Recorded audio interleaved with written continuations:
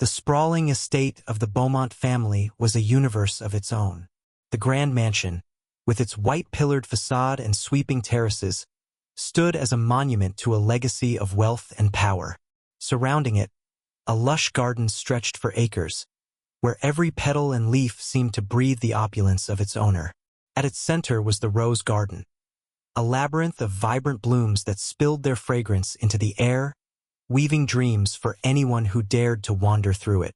Amelia Beaumont, the only child of millionaire Reginald Beaumont, walked through the garden, her fingers brushing against the velvet petals. She had always been drawn to this place, the roses a source of solace in her otherwise gilded but lonely existence. Amelia, at 27, was not what society deemed ideal. She was plus-sized, her curves often the subject of whispers at her father's lavish parties, the same whispers that fueled her father's disappointment.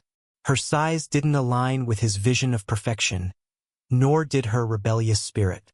She wore a simple sundress that day, a soft blue that contrasted with the fiery red of the roses.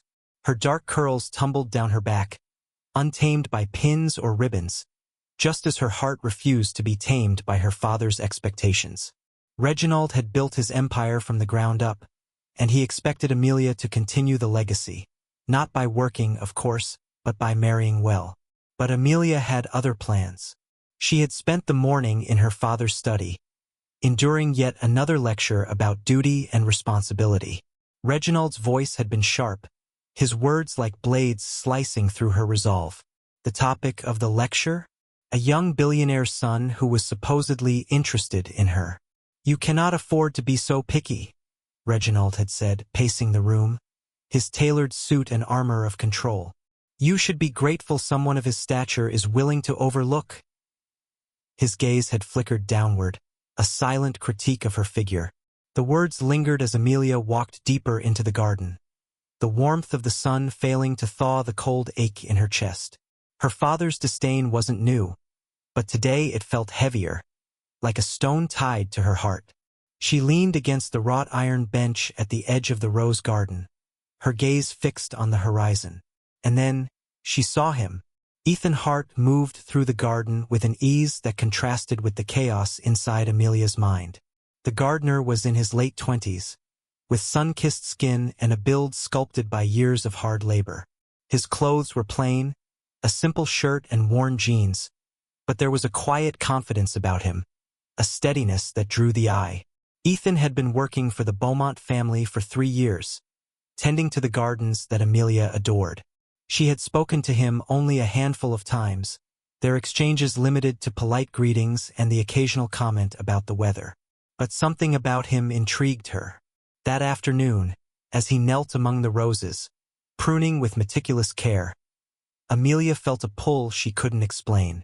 She hesitated, her insecurities rising like a wall between them. What would he think of her? The millionaire's daughter who didn't fit the mold. Still, she stepped closer. "Your roses are beautiful," she said, her voice soft but steady. Ethan looked up, his green eyes meeting hers. For a moment, he seemed surprised, but then a warm smile spread across his face. "Thank you, Miss Beaumont, but they owe more to the soil and the sun than to me." She smiled, a small but genuine curve of her lips. "I think they owe a lot to you." He rose to his feet, towering over her but not imposing. There was no judgment in his gaze, only a quiet curiosity. "Do you come here often?" She nodded. "It's the only place that feels real." His brows furrowed slightly, as if he understood more than she intended to reveal. "The roses don't care who you are or where you come from. They just bloom." The simplicity of his words struck her, a truth wrapped in modesty. She had spent her entire life being defined by labels: daughter, heiress, disappointment. But in that moment, standing among the roses with Ethan, she felt seen for who she truly was. They talked for a while, their conversation meandering from roses to dreams, and for the first time in years, Amelia felt a weight lifting. But as the sun dipped below the horizon, painting the garden in hues of gold, a shadow fell across the path. Reginald Beaumont stood at the edge of the garden, his expression thunderous. "What is the meaning of this?" he demanded, his voice cutting through the tranquility. Amelia froze, her heart pounding in her chest. Ethan straightened, his calm demeanor unwavering, but his hands tightened into fists at his sides. Reginald's gaze shifted between them, his disapproval palpable. "You," he barked at Ethan. "Leave. Now." Ethan hesitated, his eyes meeting Amelia's in a silent question. She nodded, her voice trembling as she said, "It's okay." As Ethan walked away, Reginald turned to Amelia, his face a mask of fury. "Do you have any idea what people would say if they saw you with someone like him?" "Someone like him?" she echoed, her voice rising. "You mean someone who treats me like a person?" Reginald's face darkened. "You will not embarrass this family, Amelia. Do you understand me?" Tears burned her eyes, but she refused to let them fall. She turned and walked away, leaving her father standing among the roses. That night, as she lay in bed, Amelia replayed the encounter in her mind. For the first time, she realized she had a choice. And perhaps, just perhaps, it was time to follow her heart instead of her father's will. The following days at the Beaumont estate were heavy with tension. Reginald Beaumont's outburst in the rose garden had left an unspoken cloud over the household. Amelia avoided her father, retreating to her room or wandering the gardens when she was sure he wasn't around. Yet, despite the confrontation, or perhaps because of it, something had shifted within her. She couldn't stop thinking about Ethan. His steady gaze, his calm words, the way he seemed to see her without judgment. The connection they had shared, brief as it was, felt like a lifeline in the storm of her life. But in the world of the Beaumonts, crossing lines had consequences. It was on one such morning, with the sun spilling golden light across the estate, that Amelia ventured out again, determined to find him. She walked past the marble fountain, her steps purposeful, until she reached the tool shed near the edge of the property. Ethan was there, sharpening the blades of a pair of pruning shears. He looked up as she approached, surprise flickering across his face. "Miss Beaumont," he greeted, setting the shears aside. "Amelia," she corrected, stepping closer. "Please, call me Amelia." He hesitated, then nodded. "Amelia." For a moment, they stood in silence, the air between them thick with unspoken words. Finally, she broke the stillness. "I wanted to apologize for what happened the other day," she said, her voice barely above a whisper. "My father, he had no right to speak to you that way." Ethan shrugged, a small, wry smile tugging at his lips. "I'm used to it. Men like him think the world belongs to them." "It doesn't make it right," she replied, her cheeks flushing with anger. "You didn't deserve that." He studied her for a moment, his green eyes searching hers. "Why are you here, Amelia?" The question caught her off guard. She had spent so much of her life doing what was expected of her. She hadn't considered the answer until now. "Because I'm tired," she admitted, the words tumbling out before she could stop them. "Tired of pretending. Tired of living by rules I didn't write. And tired of being judged for not being the person my father wants me to be." Ethan's expression softened, and he gestured toward a nearby bench. "Come, sit." She followed him, sitting side by side on the weathered wood. The scent of freshly turned earth mingled with the faint perfume of roses in the air. "You're not alone in that," he said after a moment. "Everyone's fighting a battle, even if it doesn't look like it." "I know I am." Amelia tilted her head, curiosity piqued. "What battle are you fighting?" Ethan hesitated, his gaze dropping to his hands. "This isn't the life I thought I'd have," he said quietly. "I came here looking for a fresh start, a chance to leave the past behind. But sometimes, no matter how far you run, the past finds you."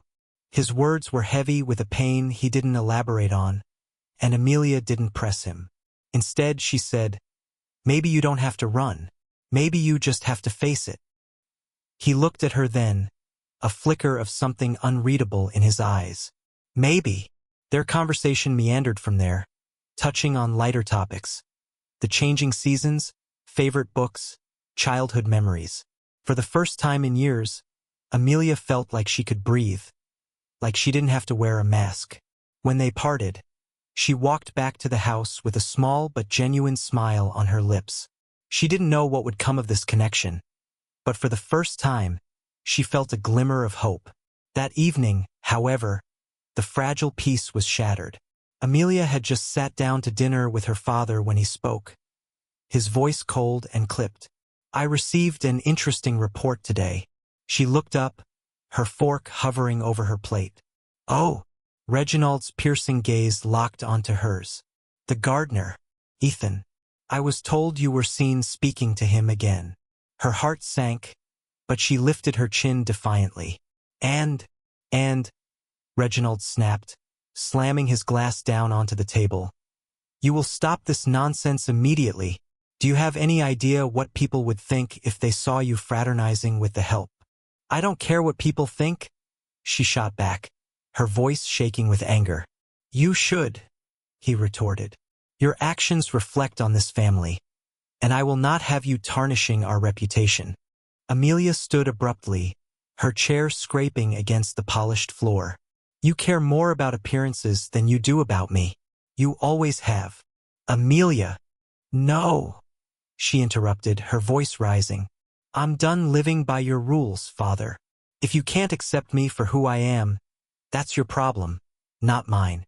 With that, she stormed out of the dining room, her heart pounding. She didn't stop until she reached her room, slamming the door behind her.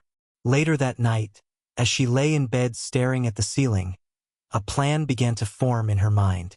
It was reckless and impulsive, but she couldn't stand the thought of staying in this house, under her father's control, any longer. The next morning, as the first rays of sunlight streamed through her window, Amelia made her decision. She would take the first step toward reclaiming her life, and she knew exactly where to start. By the time the sun fully rose, Amelia was already in the garden, searching for Ethan. The morning air was crisp, carrying the faint scent of dew-covered roses as Amelia made her way to the garden. Her heart raced, not from the exertion of walking, but from the resolve she had felt growing in her since the previous night. This was her first act of defiance, the first decision she would make not as Reginald Beaumont's daughter, but as Amelia. Ethan was already at work when she found him. He knelt near the edge of the garden, carefully planting new rose bushes, his movements slow and deliberate. The sunlight caught in his hair, casting golden streaks that made him look like something out of a storybook. Amelia hesitated, watching him for a moment before stepping forward. "Ethan." He glanced up, his expression shifting from surprise to something softer. "Amelia, you're up early." She offered a small smile. "I couldn't sleep. I needed to talk to you." He stood, brushing the dirt from his hands onto his jeans. "What's on your mind?" For a moment, she was unsure how to begin. The words felt too big, too heavy, but she knew they had to be said. "I've been thinking about what you said, about running from the past." Ethan tilted his head, his green eyes narrowing slightly. "And I've been running too," she admitted, her voice quiet but steady. "Not from the past, but from my present. From my father, from his expectations. From myself." Ethan didn't reply immediately, letting her words settle in the space between them. When he finally spoke, his voice was calm but firm. "You can't run forever, Amelia. No one can." "I'm not going to," she said, surprising even herself with the conviction in her voice. "I'm done hiding. I want to take control of my life, and I know that starts with being honest about what I want." "And what do you want?" he asked, his gaze unwavering. She hesitated, her cheeks flushing. "I want to be free, to live without fear of what people think, to spend time with people who see me for who I am. People like you." The confession hung in the air, and for a moment, she worried she had said too much. But then Ethan smiled, a small, hesitant smile that made her heart skip a beat. "You don't have to prove anything to anyone," he said gently. "Not to your father, not to society. and definitely not to me. But I want to prove something to myself, she replied. I want to know what it feels like to follow my heart, even if it terrifies me. Ethan's expression grew serious. Amelia, your father's not going to let this go. Men like him don't give up control easily. I know, she said, her voice firm, but I'm not afraid of him anymore. Their conversation was interrupted by the distant sound of a car engine. Amelia turned to see a sleek black vehicle winding up the estate's long driveway. She recognized it immediately. It belonged to Richard Carlyle, the young billionaire her father had been pushing her toward. Of course, she muttered under her breath, her hands curling into fists. He's not even subtle. Ethan followed her gaze, his jaw tightening. Who is that? Someone my father wants me to marry, she said bitterly. Someone I have no interest in. Ethan frowned, his brow furrowing. Does he know that? I've made it clear, she replied. But my father doesn't take no for an answer. The car pulled to a stop near the front of the mansion, and Richard stepped out. He was handsome in a polished, almost artificial way, with a perfectly tailored suit and a smile that didn't quite reach his eyes. He caught sight of Amelia and waved, striding toward her with the confidence of a man who believed the world owed him everything. Amelia, he called, his voice dripping with charm. What a pleasant surprise. She forced a polite smile, glancing back at Ethan before turning to face Richard. Richard, what brings you here? Your father invited me, he said smoothly. He thought it might be nice for us to spend some time together. Did he now? She said, her tone cold. Well, I'm afraid I'm a bit busy at the moment. Richard's smile faltered as his gaze shifted to Ethan, who was watching the exchange with a carefully neutral expression. And who is this? He asked, his tone turning condescending. This is Ethan, Amelia said, her voice steady. He's the gardener. Richard's smile returned, this time laced with smugness. Ah, I see. Well, I wouldn't want to keep you from your gardening. Amelia's temper flared, but before she could respond, Ethan spoke. Gardening is honest work, he said evenly. Not that you'd know much about that. Richard's smile froze, and for a moment, the tension crackled like a live wire. Amelia stepped between them, her heart pounding. That's enough, she said firmly. Richard, if you'll excuse me, I have things to do. Richard hesitated, clearly unaccustomed to being dismissed, but finally nodded. Of course, we'll talk later. As he walked away, Amelia turned to Ethan, her cheeks flushing. I'm sorry about that. You don't have to apologize for him, Ethan said, his voice calm but edged with steel. But you need to be careful, Amelia. Men like him and your father, they don't play fair. I know, she said softly, but I'm done playing their game. Ethan studied her for a long moment before nodding. Then I'll stand with you. The simple statement sent a wave of warmth through her, and for the first time in years, she felt like she wasn't alone.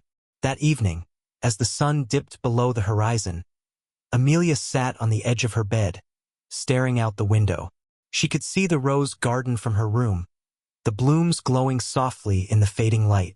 Somewhere out there, Ethan was working, his quiet strength a steady presence in her chaotic world. She didn't know what the future held, but for the first time, she felt ready to face it, one step, one choice at a time. And she knew, deep in her heart, that this was only the beginning. The next morning, Amelia awoke to the soft glow of dawn spilling through her curtains.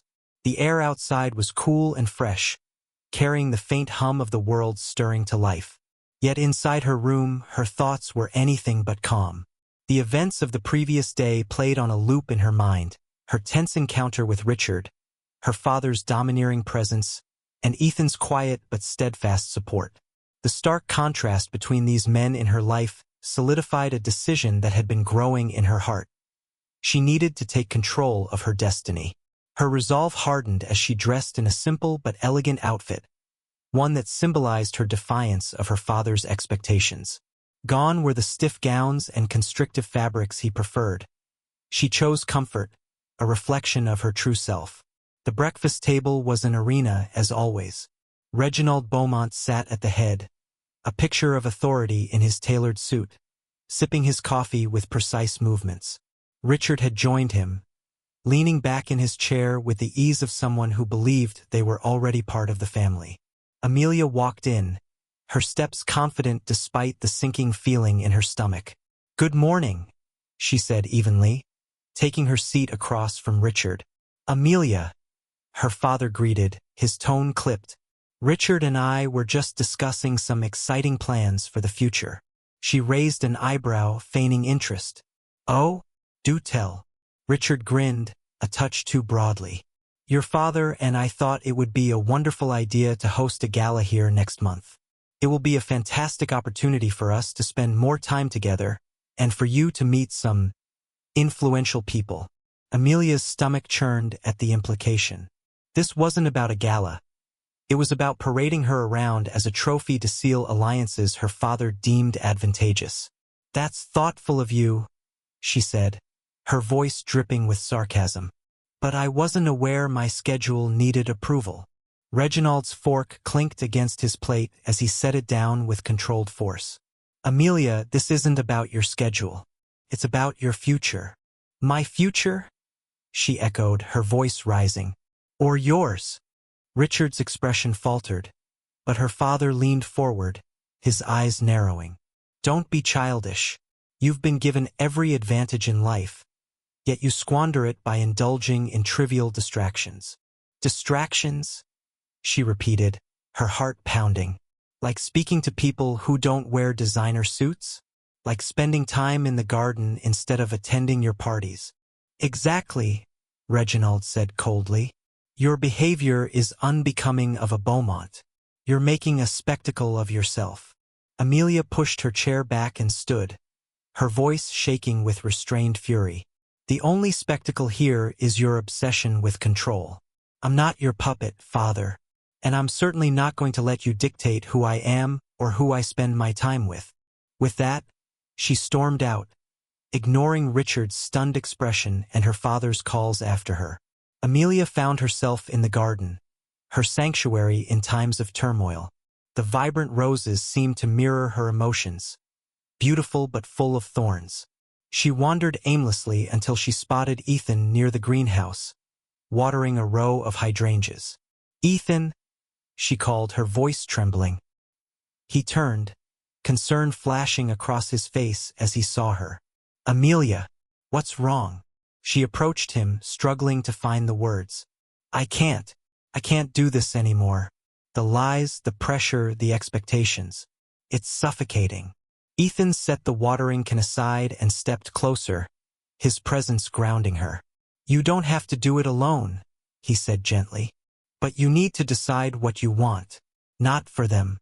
For you." She looked up at him, her eyes glistening with unshed tears. "What if what I want is impossible?" He smiled faintly, his green eyes steady. "Nothing is impossible if you're willing to fight for it." Amelia's breath hitched at the intensity of his words. For the first time in her life, someone believed in her. Not the version of her that was polished and presentable, but the real her. "Then I'll fight," she said, her voice firm. "But I can't do it here. Not under my father's roof." Ethan hesitated, his expression unreadable. "What are you saying?" "I'm saying I need to leave," she replied, her voice trembling with equal parts fear and determination. "I don't know where I'll go or what I'll do, but I can't stay here and pretend anymore." For a moment, he didn't speak, and Amelia worried she had overstepped. But then he nodded, his gaze unwavering. "If that's what you need, I'll help you." "You will?" she asked, her voice barely above a whisper. "Of course," he said simply. "You deserve a chance to live your own life." They spent the rest of the day planning. Ethan offered to drive her into town and help her find a place to stay. Amelia didn't have much experience navigating the world outside her father's sphere, but with Ethan's guidance, she felt a flicker of hope. By the time the sun dipped below the horizon, casting the garden in shades of amber and gold, their plan was set. Amelia would leave the next morning, taking only what she needed and leaving behind the weight of her family's expectations. As they stood together in the fading light, Amelia turned to Ethan, her heart full of gratitude and something she couldn't quite name. "Thank you," she said softly. He smiled, a warmth in his eyes that made her feel like everything would be okay. "You don't have to thank me. Just promise me one thing." "What's that?" "Don't look back." She nodded, her resolve hardening. "I won't." But as she lay in bed that night, staring at the ceiling, doubt crept in. Could she really leave behind everything she had ever known? Would freedom be worth the price of losing her family? As sleep claimed her, one thought echoed in her mind.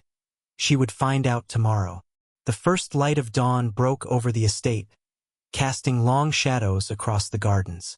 Amelia stood by her window, clutching the small bag she had packed in the stillness of the night. The bag was light, barely holding more than a change of clothes and a few keepsakes, but the weight of her decision pressed heavily on her shoulders. This was the day. The day she would walk away from everything that had defined her life so far. She took a deep breath, her resolve steadying. Then, with one last glance at her opulent room, the gilded mirrors, the silk curtains, the life she no longer wanted, she slipped out. Ethan was waiting near the tool shed, his old pickup truck parked under the shade of an oak tree. The sight of him, leaning casually against the truck, sent a wave of reassurance through Amelia. His presence was a lifeline, grounding her amidst the chaos of her emotions.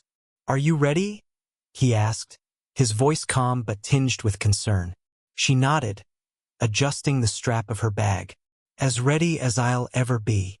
Without another word, he opened the passenger door for her, and she climbed in. The interior of the truck was simple, with a faint smell of earth and leather. It was worlds apart from the luxury vehicles she had grown up with, but it felt more real, more her. Ethan started the engine, and the truck rumbled to life. As they pulled away from the estate, Amelia glanced in the side mirror. The grand mansion grew smaller and smaller until it was nothing more than a speck on the horizon. "Don't look back," Ethan said softly, his eyes on the road. She turned away from the mirror, her heart pounding. "I won't." The town was a stark contrast to the estate. The streets were lined with small shops and bustling cafes, a far cry from the exclusivity of the world Amelia had known. Ethan parked the truck outside a modest bed and breakfast, the kind of place she had only seen in movies. "This is it," he said, cutting the engine. "The owner, Mrs. Callahan, is a kind woman.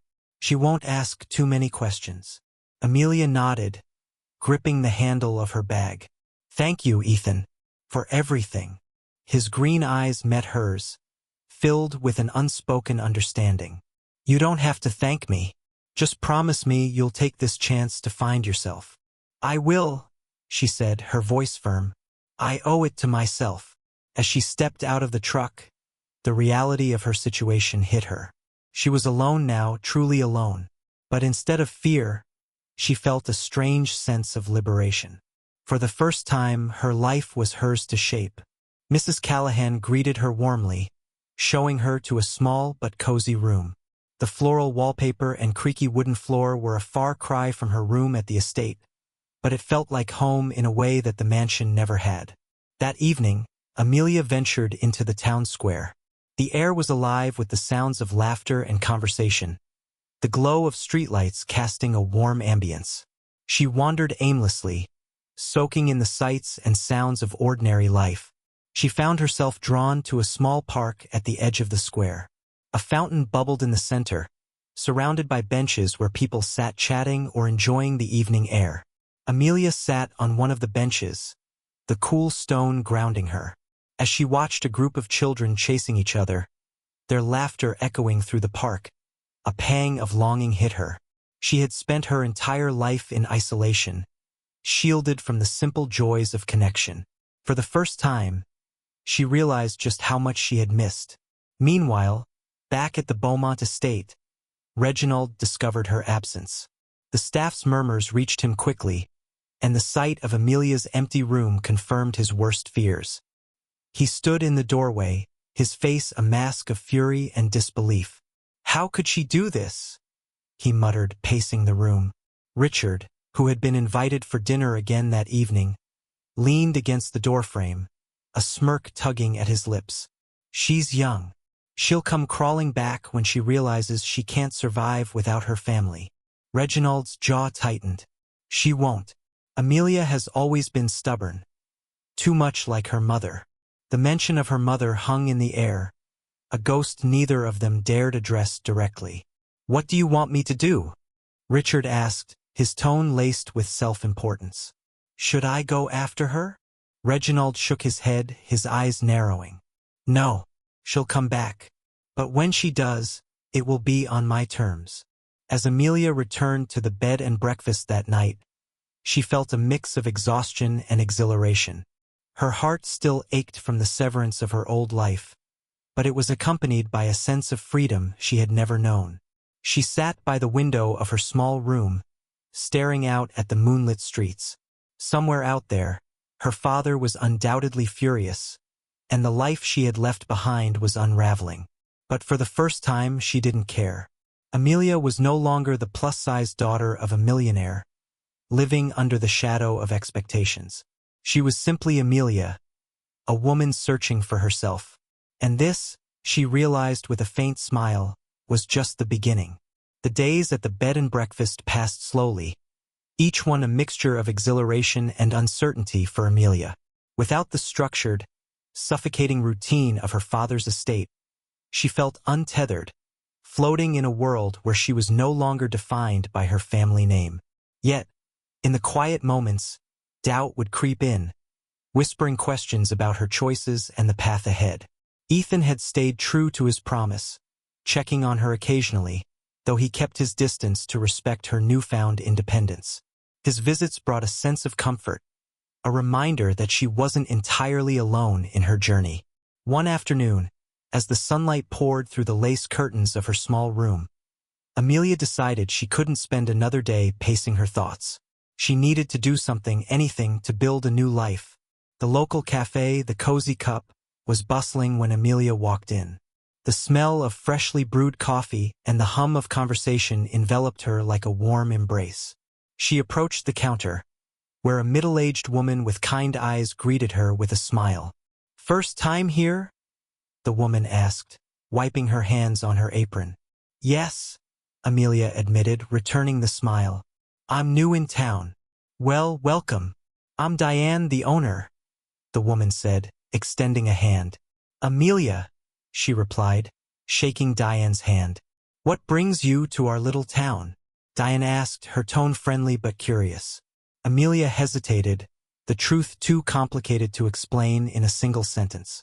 "I needed a fresh start," she said simply. Diane's expression softened, as if she understood more than Amelia had said. "We've all been there. A fresh start is a good thing." Before she could lose her nerve, Amelia glanced at the chalkboard behind the counter, where a sign read, "Help wanted." "Is the position still open?"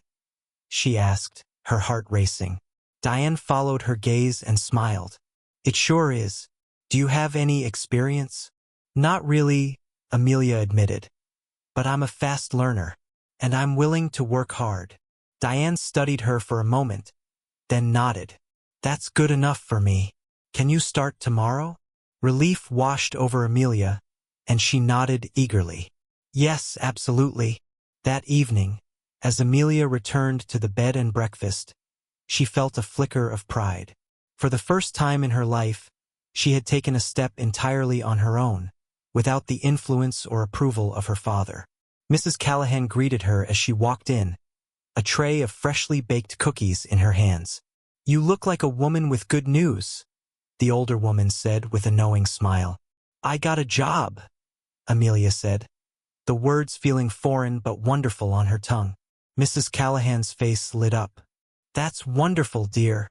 Where at?" "The Cozy Cup," Amelia replied, taking one of the offered cookies. "Diane's a lovely woman," Mrs. Callahan said. "You'll do just fine there." The next morning, Amelia arrived at the cafe early, nervous but determined. Diane introduced her to the other staff, a small but friendly group who quickly made her feel at home. The work was harder than she had expected. taking orders, carrying trays, cleaning tables, but it was honest. By the end of her shift, her feet ached and her hair was damp with sweat, but she felt a sense of accomplishment she had never known before. As she wiped down a table near the window, Ethan walked in. He spotted her and smiled, his presence like a quiet anchor in the storm of her new reality. "Look at you," he said, his tone teasing but warm. "You're already a local." Amelia laughed, setting the rag down. "I think I have a long way to go before that, but it feels good to be doing something for myself." Ethan nodded, his green eyes meeting hers. "I'm proud of you, Amelia. You've come a long way in such a short time." Her cheeks flushed at his words, and she looked away, a small smile tugging at her lips. "Thanks to you." "No," he said firmly. "This is all you. Don't forget that." But even as Amelia began to find her footing, shadows loomed in the distance. Back at the Beaumont estate, Reginald's patience was wearing thin. Days had turned into weeks, and there had been no word from his daughter. One evening he called Richard to his study. The younger man entered with his usual air of confidence, though there was a hint of annoyance in his expression. "What's the plan?" Richard asked, pouring himself a drink from the crystal decanter on the side table. Reginald's eyes were cold, his jaw tight. "I've already sent someone to find her." Richard raised an eyebrow. "You think she'll come back willingly?" "She'll come back," Reginald said, his voice like steel. "She doesn't have a choice." "What if she refuses?" Richard asked, a smug smirk playing on his lips. Reginald's gaze hardened. "She won't. She may be stubborn, but she's still my daughter. She'll realize she needs me eventually." Unbeknownst to them, Amelia was discovering the opposite. For the first time in her life, she was realizing she didn't need her father's wealth or influence to find purpose. That night, as she lay in bed at the bed and breakfast, Amelia felt a sense of contentment she hadn't known in years. Her body was tired, but her spirit felt alive. She stared out the window at the stars, her thoughts drifting to Ethan. His unwavering support had been her anchor in the storm, but she couldn't shake the feeling that he was hiding something. As much as Amelia was beginning to uncover her own truth, she knew Ethan carried secrets of his own, and she couldn't ignore the growing desire to understand the man who had become so important to her. Little did she know, the answers she sought would come sooner than she expected, and they would change everything. The next morning, Amelia was up before sunrise, a new rhythm settling into her life. Her shifts at the Cozy Cup had become a steadying force, giving her purpose and grounding her in this new world she was building for herself. Yet, despite the progress she had made, her thoughts often drifted to Ethan and the enigmatic air that surrounded him. Ethan's unwavering support had been a lifeline, but there was a distance he maintained, a quiet reluctance to let her fully in. Amelia was grateful for all he had done for her, but her curiosity about him had only deepened. After her shift, she walked back to the bed and breakfast, only to find Ethan waiting outside, leaning against his truck. He straightened when he saw her, a faint smile playing on his lips. "Hey," he greeted. "I thought I'd check in and see how things are going." Amelia smiled back, setting her bag down. "It's been good. Hard but good. How about you?" "Same old," he said, though his tone hinted at something unsaid. They fell into step together, wandering toward the park at the edge of town. The air was cool, the late afternoon sun casting long shadows across the ground. "You've done well for yourself here," Ethan said, breaking the comfortable silence. Amelia glanced at him, her brow furrowing slightly. "Thanks to you," she said. "But I've been meaning to ask why? Why did you help me?" He hesitated, his steps slowing. "Because I know what it's like to feel trapped, to want something different and not know how to get it."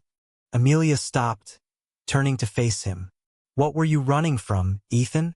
You said once that the past has a way of catching up, and I can't help but feel like you were speaking from experience." His jaw tightened, his gaze shifting to the ground. "It's not something I like to talk about." "I understand," she said softly, though her curiosity only deepened. "But if you ever want to, I'm here. He looked at her then, his green eyes heavy with something she couldn't quite name. Maybe someday. Later that evening, Amelia sat by her window, watching the stars emerge one by one. Her thoughts lingered on Ethan and the walls he kept so carefully built around himself. She couldn't shake the feeling that whatever he was hiding wasn't just about him. It was tied to something larger. Her musings were interrupted by a knock at the door. Mrs. Callahan peeked in, a letter in her hand. "This came for you," she said, handing it over. Amelia's heart sank as she recognized the embossed seal on the envelope, her father's crest. She opened it with trembling hands, her eyes scanning the neat, commanding handwriting. "Amelia, you've had your little adventure. It's time to come home. I've been patient, but this has gone on long enough. Return by the end of the week or I will come to you, and believe me, you won't like the consequences. You are a Beaumont. Start acting like it. Reginald Beaumont." The letter slipped from her hands, fluttering to the floor. Her father's words felt like a chain tightening around her neck, pulling her back into the life she had fought so hard to escape. Amelia clenched her fists, a surge of defiance rising within her. She wasn't the same woman who had left the estate weeks ago. She had found her voice, her strength. She wasn't going back, not on his terms. But even as she resolved to stand her ground, a gnawing sense of dread crept in. Her father wasn't one to make idle threats. She needed to talk to Ethan. The following day, Amelia found Ethan in the garden he had been tending just outside town. He was kneeling in the dirt, his hands covered in soil as he worked on a bed of wildflowers. "Ethan," she called, her voice carrying the urgency she felt. He looked up, concern flashing across his face as he saw her expression. "Amelia? What's wrong?" She held out the letter, her hands trembling. "It's from my father. He's demanding I come back." Ethan wiped his hands on a cloth and took the letter, his brows furrowing as he read. When he finished, his jaw tightened. "He's not giving up, is he?" "No," she said, her voice trembling. "And I don't know what to do. I can't go back, Ethan. I won't." Ethan's gaze hardened, and for a moment, he was silent. Then he looked at her, his expression resolute. "You're not going back," he said firmly. "Not if you don't want to. But he'll come here," she said, her voice cracking. "He'll find me, and I don't know what he'll do." Ethan placed a reassuring hand on her shoulder, his grip steadying her. "Then we'll make sure he doesn't have a reason to. Trust me, Amelia. I've dealt with men like your father before." Her eyes searched his, and once again, she felt the weight of his unspoken past. "Ethan, why do I feel like there's more to your story than you're telling me?" He sighed, running a hand through his hair. "Because there is." "Then tell me," she said, her voice soft but insistent. "Please, I want to understand." For a long moment he didn't speak. Then, finally, he said, "I wasn't always a gardener. Before I came here, I worked for a man like your father, a man who thought his power made him untouchable. I saw the damage he caused, the lives he ruined, and I couldn't be a part of it anymore." "What happened?" she asked, her heart aching at the pain in his voice. "I left," he said simply. "But men like that don't let go easily. I've been running ever since, trying to build a life where their shadows can't reach me." Amelia's breath caught. "So you know what it's like." He nodded, his gaze steady. "I do, and I won't let him take away what you've worked so hard to find. Amelia, you deserve better than that." Her eyes filled with tears, a mixture of gratitude and fear. "Thank you, Ethan, for everything." "You don't have to thank me," he said, his voice soft. "But we need to be smart about this. Your father's not going to back down without a fight." Amelia nodded, her resolve hardening. "Then we'll fight. Together." As they stood there, surrounded by the wildflowers Ethan had planted, Amelia felt the stirrings of something deeper, something that went beyond gratitude or friendship. But even as hope bloomed in her heart, the shadow of her father's influence loomed closer, threatening to uproot everything she had fought to build. The days that followed felt like a race against time.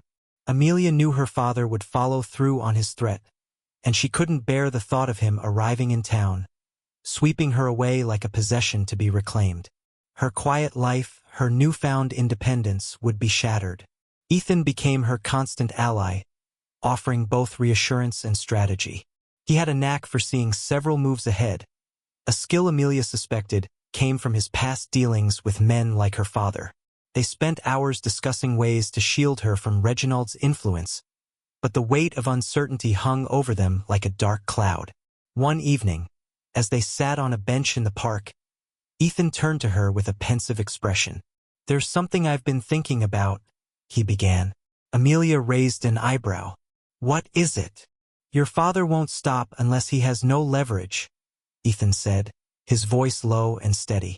"Right now, he thinks you're alone, vulnerable. But if he believed you had someone who could protect you legally and otherwise, he might back off." Amelia blinked, the implication of his words slowly sinking in. "Are you saying?" "I'm saying it might help if we made it official," he said, his tone careful. "If we got married." The world seemed to tilt for a moment, and Amelia stared at him, her heart racing. "Married? I know it's a lot to ask," Ethan said quickly, his green eyes searching hers. "But it wouldn't have to be real, not in the traditional sense. It would be a way to show your father that you're serious about building your own life, one that doesn't include him or his plans." Amelia's mind raced. The idea was audacious, reckless, and fraught with complications. But the more she thought about it, the more sense it made. Her father's influence was rooted in power, and the one thing he respected was an equal force of will. "I don't know," she said finally, her voice trembling. "It feels extreme." "It is," Ethan admitted. "But sometimes extreme is what it takes to break free. This wouldn't have to be forever, Amelia. Just long enough to send a message." She looked at him, her emotions a whirlwind of fear, gratitude, and something else she couldn't quite name. "Why would you do this for me?" Ethan hesitated, then said softly, "Because you deserve a chance to be happy. And if I can help you find that, even for a little while, then it's worth it." That night, Amelia lay awake, staring at the ceiling of her small room. Ethan's proposal echoed in her mind, both terrifying and strangely comforting. It was a bold move, but it might be the only way to keep her father at bay. And then there was the matter of her growing feelings for Ethan. What had started as gratitude and admiration had deepened into something she didn't fully understand. The idea of marrying him, even as a means to an end, made her heart ache with conflicting emotions.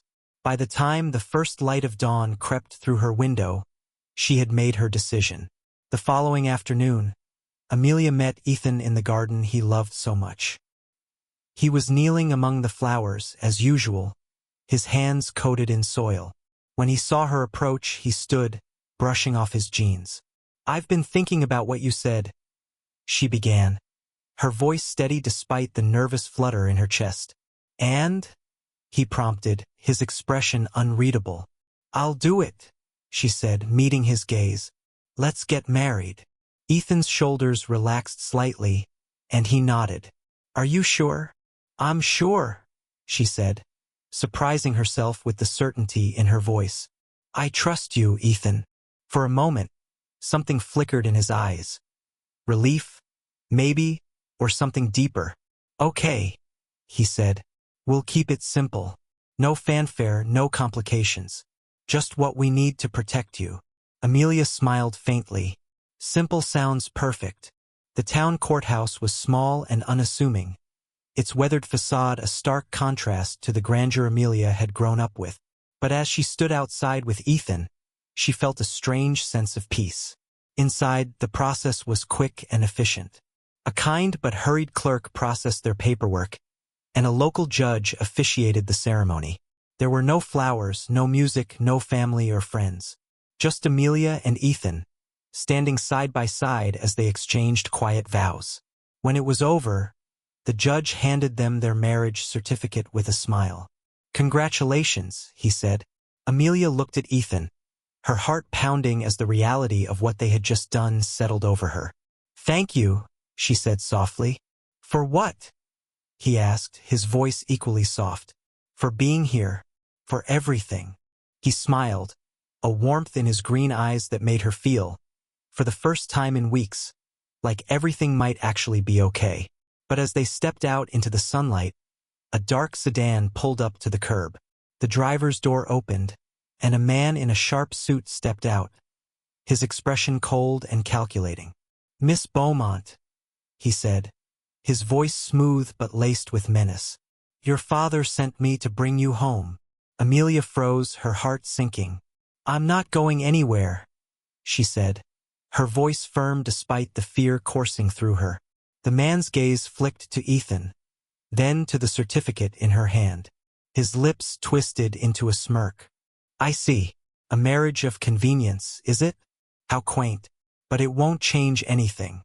Your father won't stop until you're back where you belong." Ethan stepped forward, his presence a shield between Amelia and the man. "She belongs where she chooses to be," he said, his voice low and steady. "And she's made her choice." The man studied Ethan for a moment, then shrugged. "We'll see about that." He got back into the car and drove away, leaving a heavy silence in his wake. Amelia turned to Ethan, her hands trembling. "What do we do now?" Ethan took her hand, his grip firm and reassuring. "We stand our ground," he said. "Together." And for the first time, Amelia believed they could. But deep down, she knew this was only the beginning of the battle. The encounter with her father's emissary left Amelia shaken, but it also reignited the fire of defiance within her. She had chosen her path, and she wouldn't let fear push her back into the gilded cage of her old life. Yet, as she and Ethan walked back to the bed and breakfast, her mind raced with the implications of what had just transpired. Ethan, ever steady, seemed lost in thought as well. His jaw was tight, and his hands were shoved into his pockets as they walked in silence. When they reached the door, he stopped and turned to her. "Are you okay?" he asked, his voice soft but firm. Amelia hesitated before nodding. "I think so. It's just..." He made it sound like this marriage wouldn't stop my father. "It's a step," Ethan said, his eyes meeting hers. "But we need to be prepared for whatever comes next." She studied his face, the strength and determination there, but also the weariness. "Ethan," she said, her voice low, "you've dealt with people like my father before, haven't you?" He hesitated, then sighed. "Yes, and it's not just about power or money, it's about control. Men like him don't back down easily. But I've faced worse, Amelia. We'll figure this out." Something in his tone sent a shiver down her spine. "What do you mean, worse? What happened in your past?" Ethan looked away, his jaw tightening. For a long moment, it seemed like he wouldn't answer. Then, finally, he said, "Before I came here, I worked for a man named Victor Harlan. He was ruthless. I managed his estate, but I also handled things he didn't want others to see. It was a world of secrets and lies, and I hated every second of it." "Why did you stay?" Amelia asked gently. "Because I thought I could fix it," he admitted, his voice heavy. "I thought I could make things right from the inside. But I was wrong. People got hurt, and I couldn't stop it. So I left. But men like Victor don't let people walk away without consequences." Amelia's heart ached at the pain in his voice. "Did he come after you?" Ethan nodded, his eyes shadowed. "For a while. But I stayed under the radar, moved around a lot. I thought I'd finally found a place where his reach couldn't find me. And then you came along." Her breath hitched. "Do you think my father would?" "It's possible," Ethan said, his voice steady. "Reginald might see me as a threat, especially now that we're married. But don't worry. I won't let him or anyone else hurt you." Amelia reached out, placing her hand on his arm. "And I won't let them hurt you either." The following days were tense, each one carrying the weight of anticipation. Amelia resumed her shifts at the Cozy Cup, finding comfort in the small routines of her new life. But beneath the surface, she was always on edge, waiting for the next move in her father's game. Ethan, too, was on high alert. He spent his days in the garden, his hands busy but his eyes always scanning for signs of trouble. He had confided in Amelia that he was working on contingency plans, ways to protect her if things escalated. Despite the tension, their bond deepened. The marriage, though born out of necessity, began to feel less like a strategy and more like a partnership. They fell into a rhythm, finding solace in each other's presence amidst the chaos. One evening, as they sat on the porch of the bed and breakfast, Amelia looked at Ethan and asked the question that had been on her mind for days. "Why do you care so much, Ethan? Why are you willing to risk so much for me?" He was quiet for a moment, staring out at the darkened street. Then he said, "Because I see something in you, Amelia, something I didn't think I'd see again. You're strong even when you don't feel like it. And you remind me that it's never too late to start over." Her heart swelled at his words, and for the first time, she allowed herself to imagine a future where she wasn't running, where she could truly be free. But that hope was short-lived. 2 days later, as Amelia was finishing her shift at the cafe, she noticed a black sedan parked across the street. Her stomach twisted as she recognized it. It was the same car from the courthouse. She tried to shake off the rising panic, but as she stepped outside, the driver's door opened, and the man from before stepped out. "Miss Beaumont," he said, his tone deceptively polite. "We need to talk." "I have nothing to say to you," she replied, her voice trembling. The man's smile didn't reach his eyes. "I think you'll want to hear this. Your father has made his intentions very clear. If you don't return willingly, he'll ensure that your friend pays the price." Amelia's blood ran cold. "What are you talking about?" "He's already started digging into Mr. Hart's past," the man said. "It's only a matter of time before he finds something he can use. And when he does, it won't just ruin Ethan's life. It'll ruin yours, too." Her hands clenched into fists. "You can't scare me," she said, though her voice wavered. The man leaned closer, his expression dark. "You should be scared, because your father isn't playing games anymore. If you care about Mr. Hart, you'll come home before it's too late." With that, he stepped back into the car and drove away, leaving Amelia standing on the sidewalk, her heart pounding in her chest. That night, she told Ethan what had happened. His reaction was immediate. His jaw tightened, and his hands curled into fists. "He's trying to intimidate you," Ethan said, his voice low and dangerous. "But I won't let him hurt you, Amelia. Or me." "I'm not afraid of him," she said, though her voice shook. "I just don't want you to get caught in the crossfire." Ethan stepped closer, his green eyes fierce. "We're in this together, Amelia. Whatever comes next, we face it side by side." Tears welled in her eyes, and she nodded. Side by side. But deep down, she couldn't shake the fear that her father's reach was longer and more dangerous than either of them realized. Amelia had never felt more vulnerable. The threat from her father's emissary lingered in her mind, a constant reminder of the forces she and Ethan were up against. Yet she refused to give in.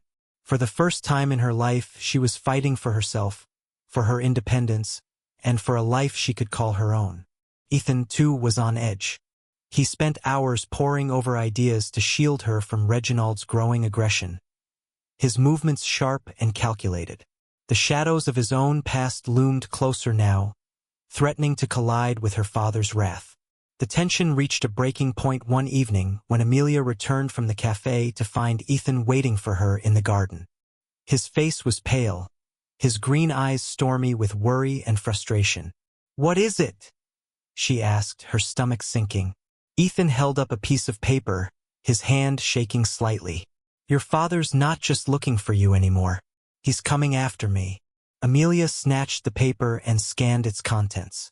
It was a private investigator's report, detailing Ethan's employment history and, more chillingly, hints about his connection to Victor Harlan. "He's trying to dig up dirt on me," Ethan said, his voice tight. "He thinks he can use my past to discredit me, maybe even to scare me off."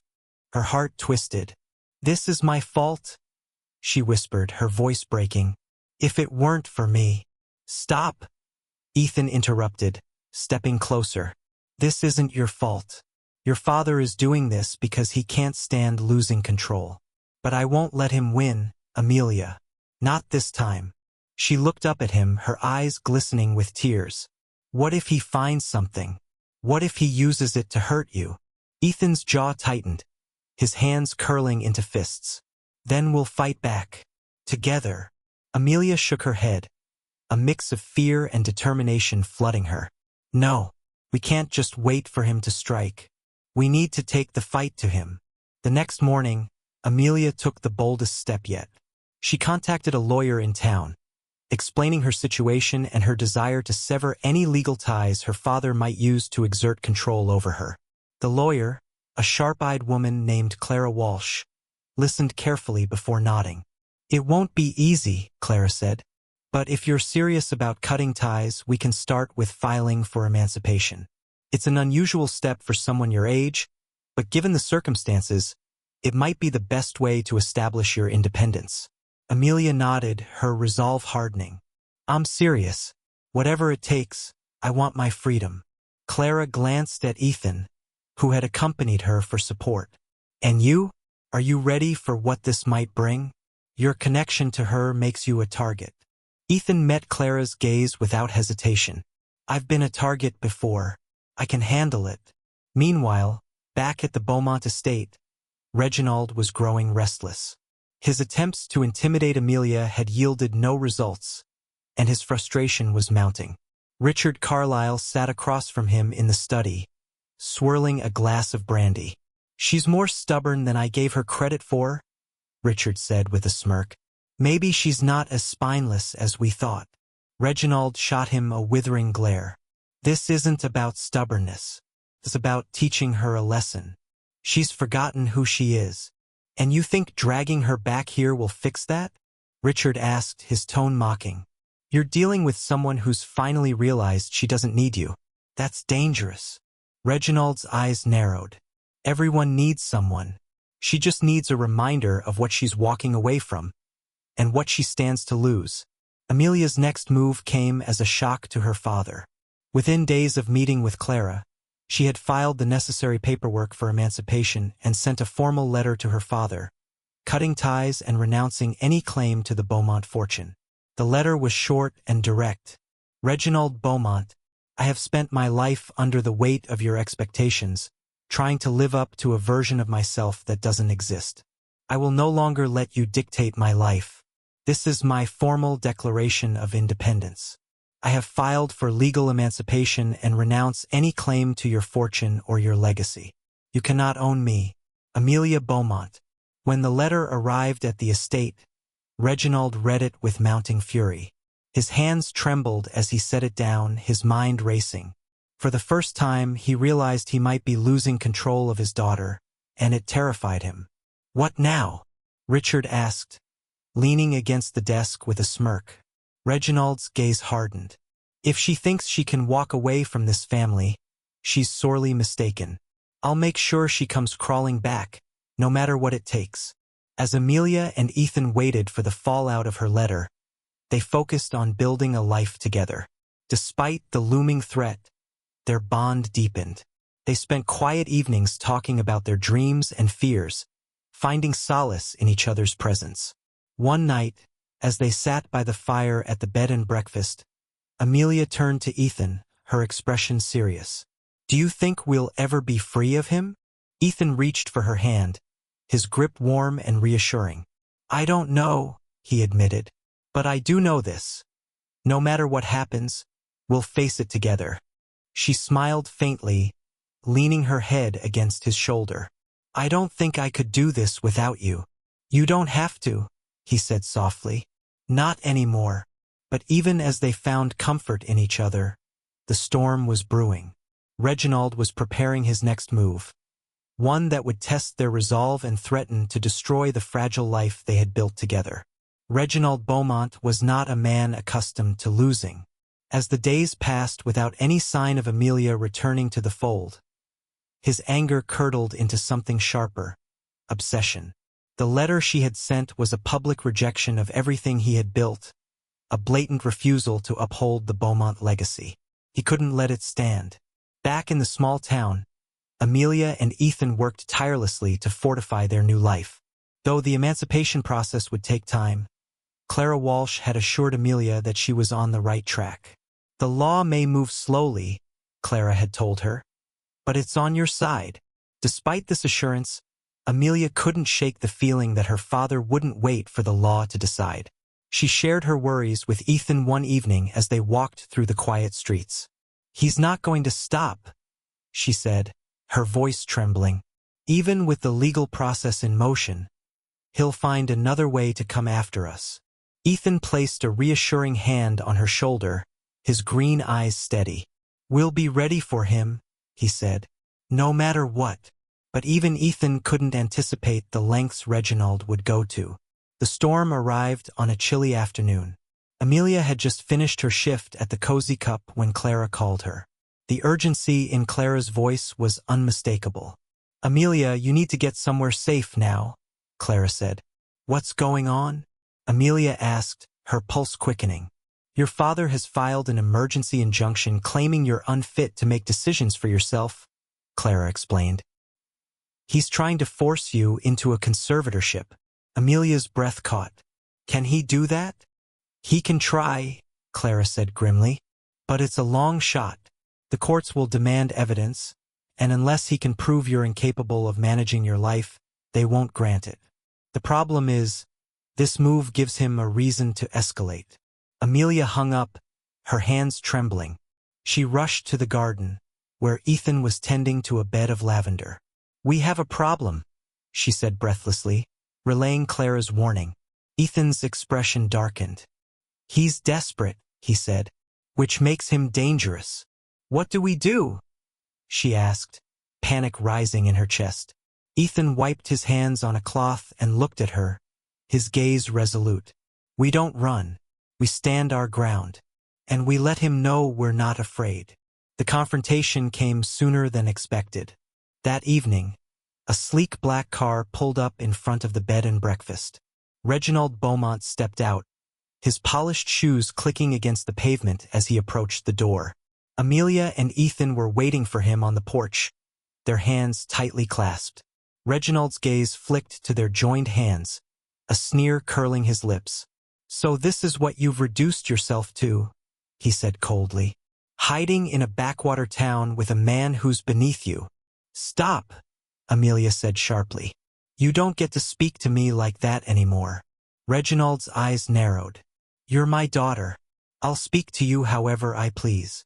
"Not anymore," she said, her voice firm. "I've filed for emancipation. I've cut ties with you and everything you stand for. I'm done being your pawn." Reginald's face darkened, but he quickly masked his anger with a smile that didn't reach his eyes. "You think a piece of paper will sever the bond between us? You're a Beaumont, Amelia. That means something. It's not something you can simply walk away from." "I already have," she said, stepping closer. "And nothing you say or do will change that." Reginald's gaze shifted to Ethan, his voice dripping with disdain. "And do you think this will last?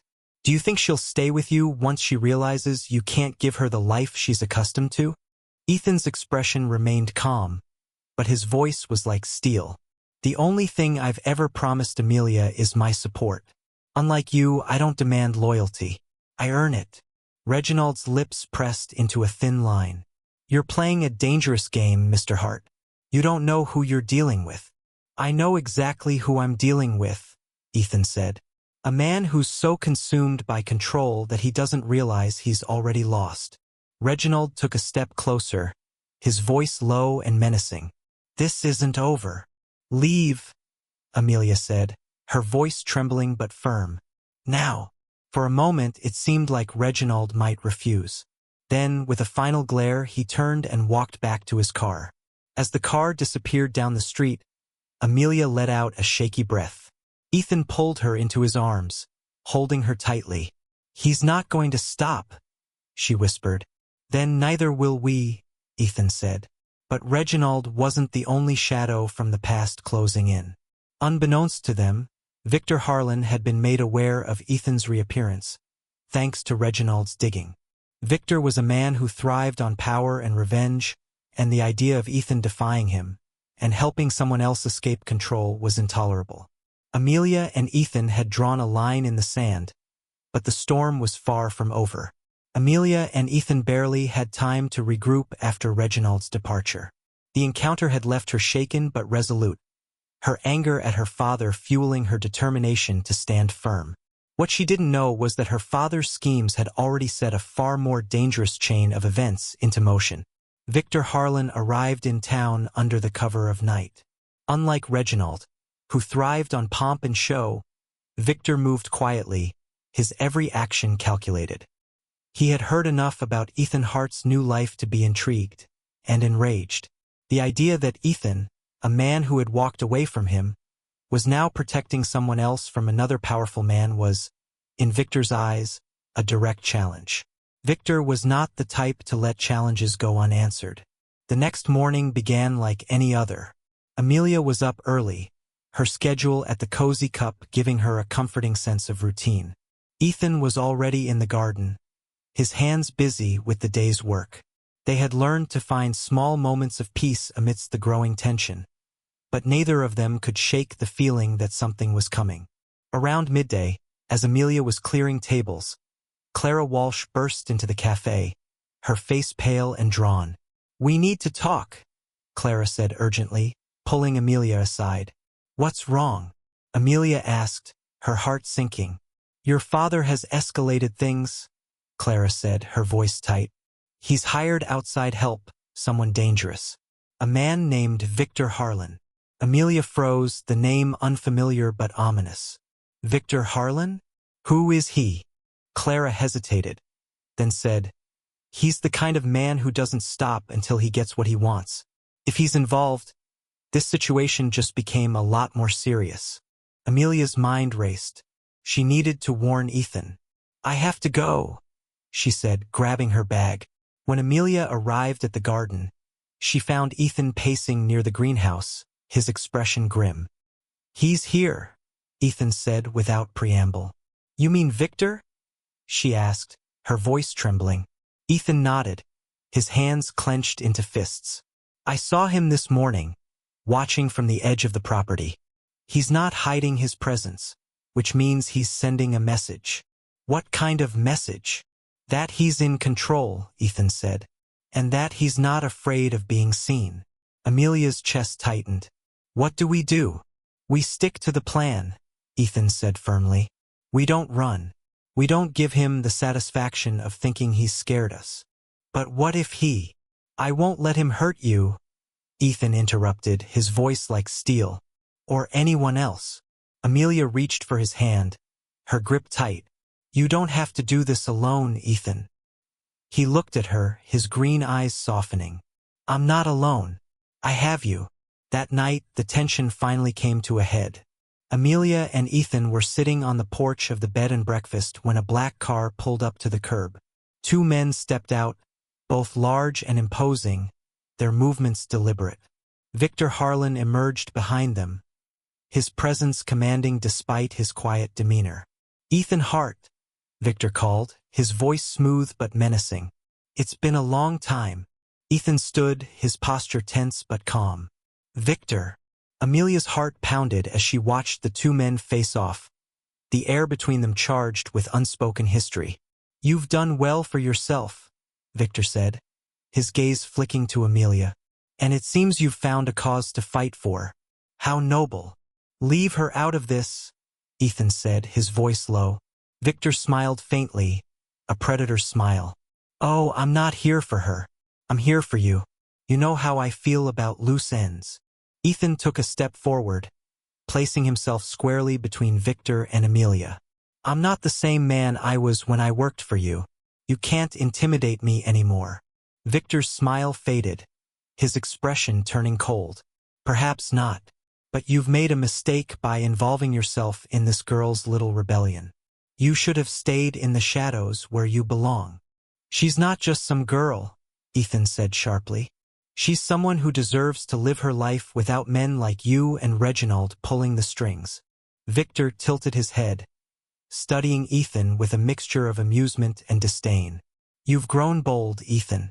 I wonder how long that will last. Amelia, unable to stay silent any longer, stepped forward. Leave him alone, she said, her voice trembling but defiant. Whatever you think you have over him, it's not going to work. We're not afraid of you. Victor's gaze shifted to her, his eyes narrowing.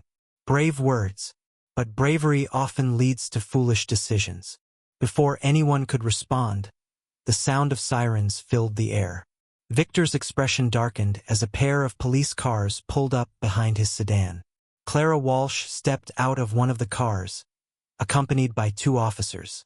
Mr. Harlan, she called, her voice firm, you're trespassing on private property. I suggest you leave before this becomes something more serious. Victor's lips curled into a sneer, but he held up his hands in mock surrender. I was just leaving, he said smoothly. He turned back to Ethan and Amelia, his expression dark. This isn't over, he said quietly. Then he stepped into his car and drove away, his men following close behind. The aftermath of the encounter left Amelia and Ethan shaken but resolute.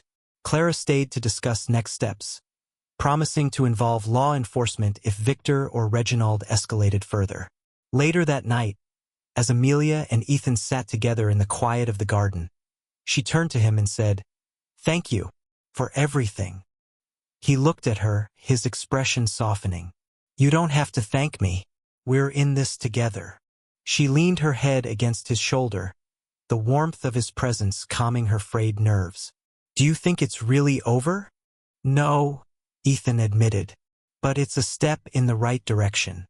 And as long as we stand together, we'll get through it." Amelia closed her eyes, letting his words settle over her like a bomb. For the first time in weeks, she felt a glimmer of hope, not just for survival but for a future where they could truly be free. And no matter what storms lay ahead, she knew they would face them side by side.